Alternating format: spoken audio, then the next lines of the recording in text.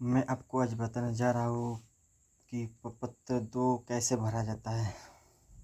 जो हमारी बिहार सरकार जो सर्वे कर रहा है उस पेपर को भर कर जमा करने के लिए उसको कैसे भरा जाता है। आइए दोस्त इस बात पर हम से चर्चा कर रहे हैं। दोस्त सबसे पहले रैयत रैयत जो होता है जिसको हम P2O फॉर्म के नाम से जानते हैं। रैयत होता है जो आपके नाम से खाता खोला जाएगा, वो है आपका रैयत। उसके नाम को हम रैयत कहते हैं। अस्थाई पता जो आप जिस क्षेत्र के निवासी है, जिस गांव में रहते हैं, जिस टोला में रहते हैं, जिस मोहल्ले में रहते हैं, उस स्थायी पता कहते हैं। एक बात और, इस जो आपका मोबाइल चलन हो वो आपका नंबर देना है। साथ में आपको अपना सही पता लिखना है। दूसरा है खाता नंबर। तीसरा है खाता नंबर जो आपके खेत का जो दस्तावेज होगा उस दस्तावेज में लिखा होगा संख्या लिखा होगा और उस खेत का मौजा लिखा होगा, उसको खाता नंबर बोलते हैं। रकबा। एक बात और है भाई कि खाता नंबर जो हमारे पहले के ज़माने में जो खाता नंबर कभी रसीद करना जाए तो उसमें 00 लिखा होता है। 00 इसलिए लिखा होता है, वो आपका गलती नहीं है, वो गलती है सर्वे वाला का। और जो नेट पे जो काम करते थे यानी पेपर पे जो काम करते उसका गलती हमारा नहीं है, गलती उनका है कि वो छूट गया है। ठीक है। चौथा है रकबा। रकबा का मतलब क्षेत्रफल। जिस क्षेत्रफल में आप रहते हैं, क्षेत्रफल का मतलब चौहद्दी जो आपका पूर्व साइड में कोई है, तीसरा पश्चिम साइड में, तीसरा है दक्षिण साइड में और कोई, उत्तर साइड में और कोई, उसको हम क्षेत्रफल कहते हैं। क्षेत्रफल ऐसा भी होता है कि आपका जो ज़मीन पहले का होता है और दूसरा किसी के नाम के हो गया है तो उसको आपका सही तरह से लिखना है। छठा नंबर में आएगा दोस्त चौहद्दी। चौहद्दी जो अब वर्तमान समय में जो आपके खेत के तरफ जो चारों तरफ जो दिशाएं है उसको दर्शाना है। और सातवां नंबर किस का आपका ज़मीन है, बंजर है, उपजाऊ है, या 2 फसल है या 1 फसल है, उसको आपका दर्शाना है।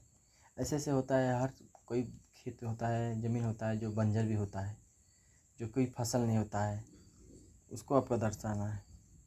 चौथा है आठवां है से छोड़ देना है। जो आपको आप जो दे रहे हैं, जो आप दे रहे हैं उसको छोड़ देना है, आठवां। नौवां है जमाबंदी पर्चा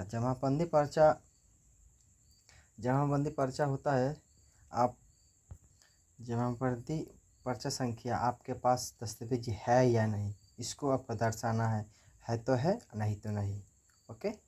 अच्छा, उसके बाद है भूमि दावा का अधिकार। भूमि के दावा का अधिकार किस रूप से आपको ज़मीन आपका हक में आया है, किस कारण, किस वर्ष, उसको आपको दर्शाना है। कि ऐसे होता है कि मैं गरमुजा जोत रहा हूँ या खरीदे हुए है या किसी से दान पर मिला या गिफ्ट मिला है, उस हिसाब से आपको इसमें दर्शाना है।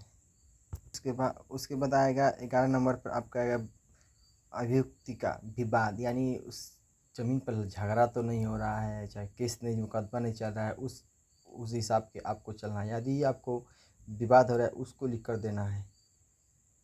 एक बात और आपको बता दूँ,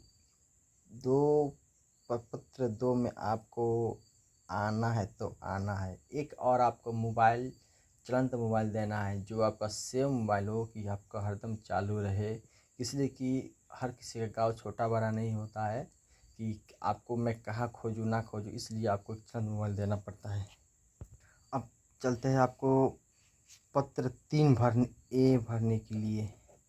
तो दोस्त पत्र 3 है वंशावली। वंशावली होता है किस खानदान से आप आते हैं, उस खानदान को आपको